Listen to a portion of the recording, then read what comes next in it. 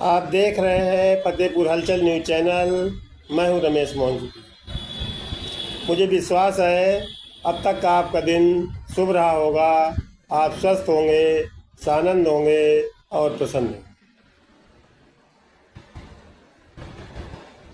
साथियों, देश तरक्की कर रहा है।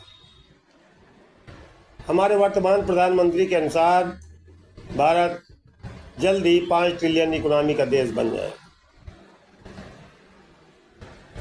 लेकिन इसके विपरीत जो हम देख रहे हैं, निरंतर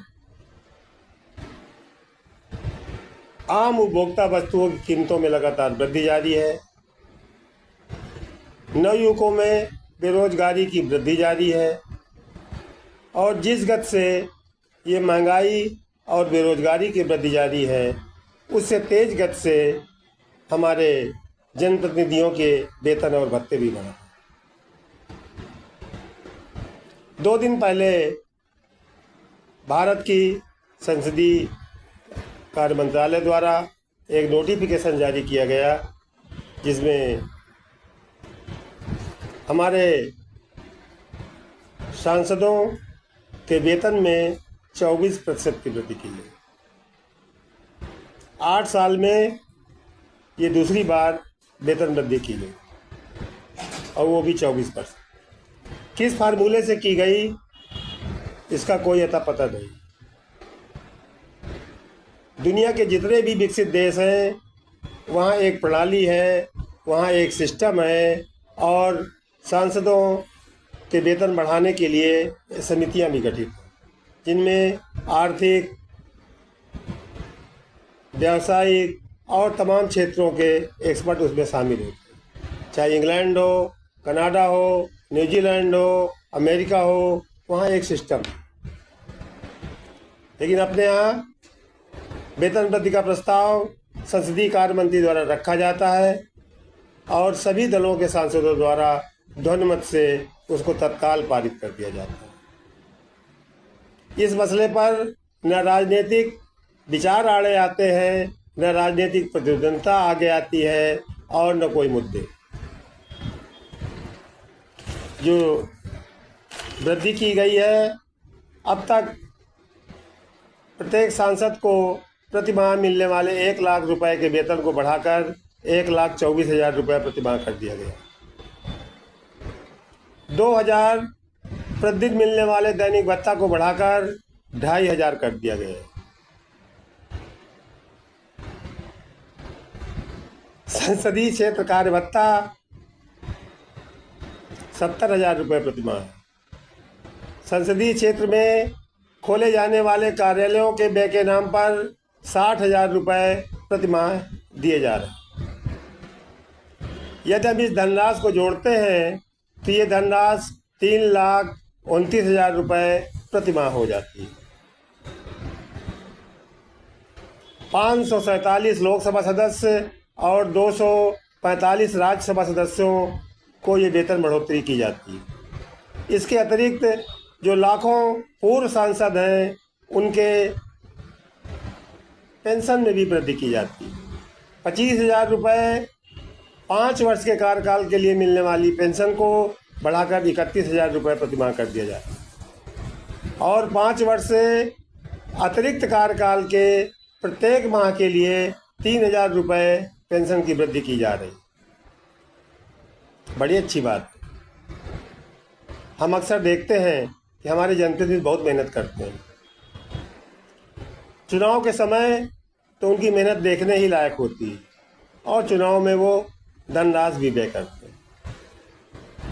लेकिन हंसी आती है साथियों, जब इस देश का नीति आयोग ये बताता है कि भारतवर्ष की 30% जनता की दैनिक आमदनी 28 रुपये से कम है। जब इस देश का नीति आयोग ये बताता है कि जो व्यक्ति 32 रुपये प्रतिदिन से अधिक कमाता है, वो गरीबी रेखा के ऊपर है। भारत सरकार द्वारा किसानों को दी जाने वाली किसान सम्मान निधि की यदि हम दिनों में गणना करें तो 70 रुपये से कम आती है। वहीं हमारे माननीय जनप्रतिनिधियों का प्रतिदिन का वेतन 10,000 रुपये से ज़्यादा है। ये तो केवल नकदी की बात मैं कर रहा हूँ। इसके अलावा लुटियंस दिल्ली में इनको मिलने वाला राजसी भवन, उसमें लगने वाले फर्नीचर, पर्दे, इनका सारा खर्चा भी सरकार ही वहन करती है। इसके अलावा बिजली का बिल, टेलीफोन बिल, हवाई यात्राएं, रेल यात्राएं, सब इनको निःशुल्क। हम क्या माने इसको कि जनता की ठठरी और जनप्रतिनिधियों के ठाठ।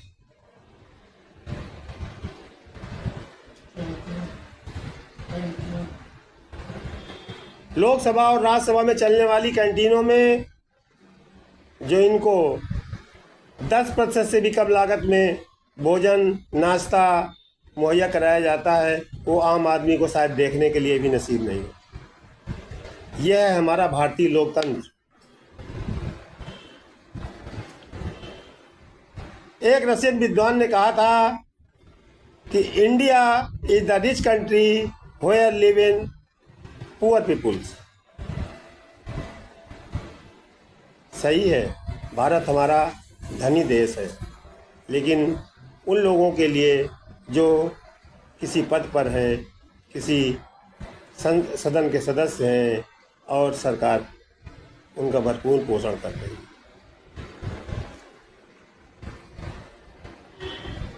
भारतीय किसान पिछले 2 सालों से अपनी उपज का न्यूनतम समर्थन मूल्य मांगने के लिए संघर्षरत है। न जाने कितने सरकारी अत्याचारों को सहन करता हुआ आज भी वो सड़क पर है। सरकार कर्मचारियों का वेतन बढ़ाने के जब भी कभी वेतन बढ़ाती है, डीए बढ़ाती है, तो इस देश का मीडिया, इस देश के अर्थशास्त्री गला फाड़ फाड़ कर चिल्लाते हैं कि देश की अर्थव्यवस्था में इतने करोड़ रुपए का व्यवहार बढ़ गया। लेकिन इन माननीय सांसदों के ऊपर जो धनराशि बढ़ाई गई उसके बारे में न तो किसी मीडिया में खबर छपी, न किसी मीडिया चैनल ने बताया, न किसी अर्थशास्त्री ने आकर ये बताया कि भारतीय अर्थव्यवस्था में कितने हजार करोड़ रुपए का अतिरिक्त व्यवहार बढ़ गए।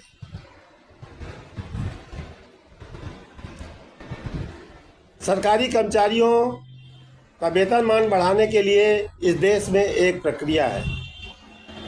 हर 10 वर्ष के बाद वेतन आयोगों का गठन होता है, जिसमें तमाम योग्यताधारी नौकरशाहों को नियुक्त किया जाता है और वो महंगाई दर अगली पिछली 10 साल पहले की, 10 साल की संभावित, इनका गुणा भाग करके वेतनमान में संशोधन करते हैं। फिर उसके बाद वो संसद में जाती है, पहले कैबिनेट में जाती है, कैबिनेट उसमें कुछ काट छांट करती है, उसके बाद संसद में पेश होती है, वहाँ भी काट छांट हो जाती है। कुल मिला के एक कर्मचारी को नया वेतनमान पाने के लिए लगभग 10 से 12 वर्ष का समय लग जाता है और कितना मिलेगा ये किसी को कुछ नहीं पता नहीं। लेकिन यहाँ 8 साल में दूसरी बार, और वो भी 24% की एक स्वर में वृद्धि कर दी जाती है और इस देश का कोई भी वर्ग ये नहीं बताता कि इस बढ़ाई गई धनराशि से इस देश की अर्थव्यवस्था कितनी प्रभावित हो। मुझे याद आता है 1974 का वो दिन जब तत्कालीन प्रधानमंत्री इंदिरा गांधी ने राजाओं का पृथ्वी पर समाप्त करते हुए अपने आप को बहुत बड़ा क्रांतिकारी बताया था। राजा तो इस देश में सीमित संख्या में रहे हों, उनका पृथ्वी पर समाप्त करके देश की जनता के सामने अपने आप को क्रांतिकारी बताया गया। लेकिन हर जिले में 7 से 8 ये नए राजा बना दिए गए और जिनके प्रिवी पर्स में हर 7-8 साल में बढ़ोतरी होती ही रहती है। साथियों, इसको हम क्या कहें, सत्ता का चरित्र या आम जनता के प्रति सत्ता की उदासीनता।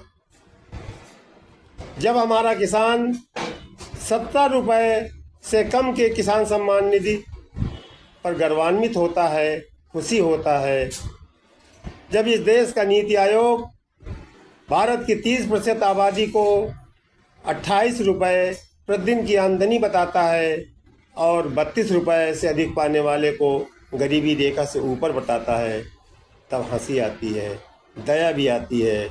आप क्या सोचते हैं इस बारे में? अपनी राय से हमें अवगत कराएं।